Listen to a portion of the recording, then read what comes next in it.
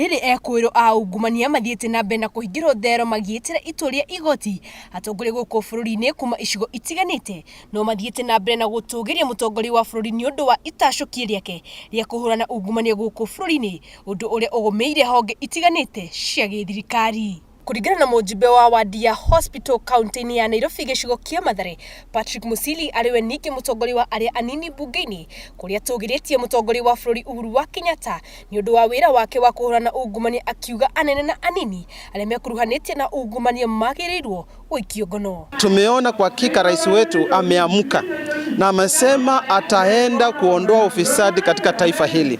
Wacha nimpatie ongera kwa rais wetu, kwa sababu ile panga umeinua, tunataka ikatekate kamba zote za ufisadi katika taifa la Kenya, kwa sababu ili ni zimwi ambalo limeamua kula taifa hili liishe.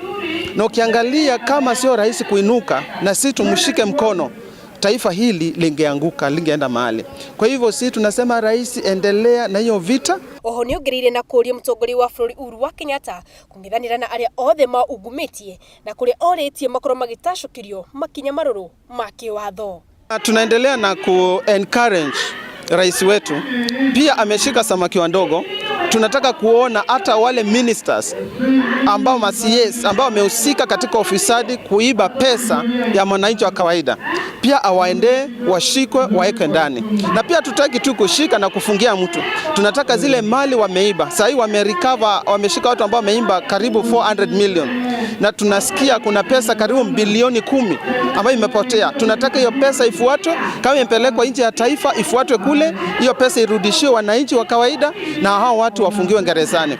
Ukiangalia tunataka maendeleo katika mtaa, tunataka kuona mabarabara, mahospitali, na hii ni mwananchi wa kawaida ambao anateseka. Kwa hivyo sisi wananchi ambao tumechaguliwa, mimi nimechaguliwa niakilishe wananchi, ninapiga ufisadi katika taifa la Kenya. Aragia o mari igongoni-ini rimwe thini wa wodi yake.